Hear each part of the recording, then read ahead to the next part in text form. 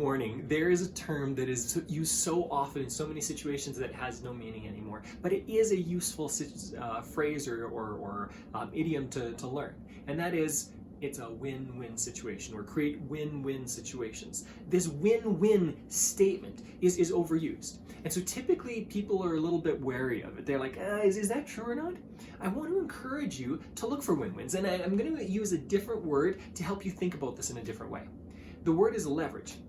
The fact is that leverage is used in every single relationship we have. And sometimes we think about leverage as you are utilizing something against somebody, in the same way that people say win-win, but it's really a win for me.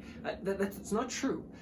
In life, leverage goes both ways. How many times have you thought about a person who marries someone just like their mom or just like their dad, or gets into a relationship with someone like that? Well, what they're doing is even though one person is maybe passive and one person is more dominating, that's a common situation in relationships. It gives something to both parties.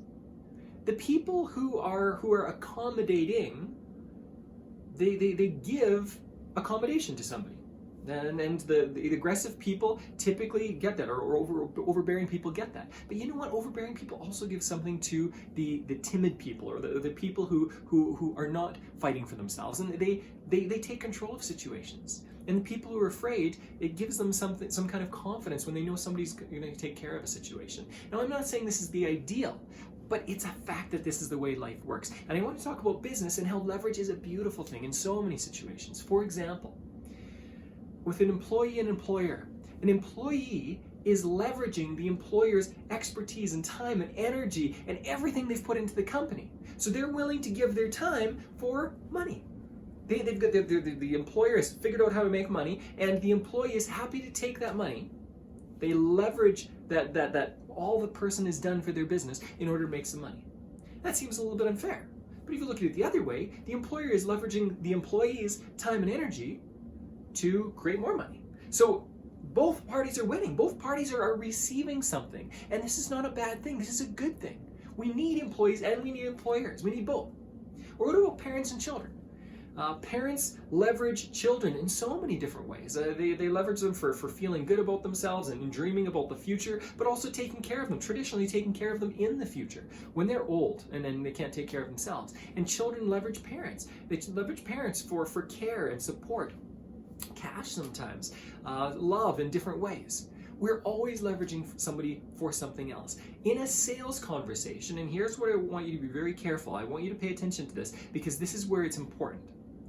In a sales conversation or in a sales relationship, I am leveraging the client's cash to give me something I want, okay? So I'm leveraging the client to give me something I want, which is the money, and they're leveraging me. I've got some value, some product, some service that they want.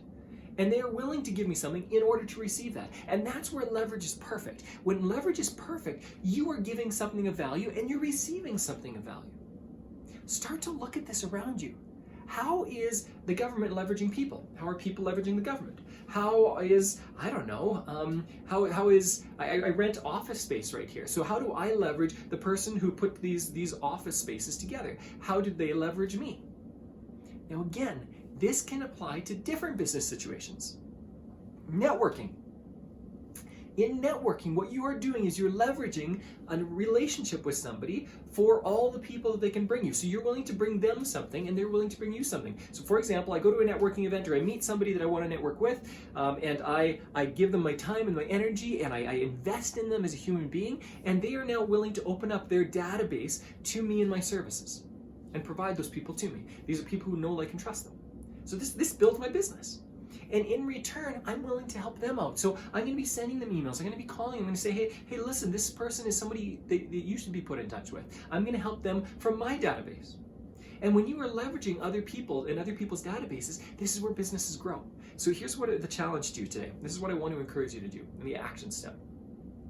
Think about a business that doesn't necessarily compete with you, but it has the right kind of clients. It has your ideal clients, your niche market.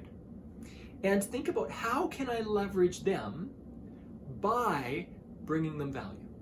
How can I leverage them by bringing them value? I can give you an example from my situation. So I'm happy to speak. I speak a lot at different conferences and seminars and other things like that. So the person who's put the seminar together hires the psycho mindset guy to help them, and the crowd receives help from me. Now, in return, what I'm receiving from that person, usually I don't get paid cash for my speaking engagements, and usually I don't want cash for my speaking engagements. That's not where the true value is. $500 or $1,000 or $5,000 or $10,000. That's a small amount of money. What is far more valuable, or small amount of value, I should say. What is far more valuable is that I have now access to sometimes hundreds, sometimes thousands of people that know about my services and what I can bring them. So now I can have many clients from that. Does this make sense? Ask yourself, what is a skill you have? What is value that you can bring to somebody else that needs your help, and leverage them? They're going to be leveraging you. You can leverage them in order to do well in your business. How can you have access to more people? That's the key to business, in my opinion, or one key to business is leveraging other people's support groups, other people's networks of people that know, like, and trust them, that now will know, like, and trust you. This happens all the time. I was just on an app, or online at a place where a company basically has a huge database. And the way they bring value to this database is by finding new startups or companies, tech companies that have value for entrepreneurs. And they will give huge discounts for these companies' services to their clientele.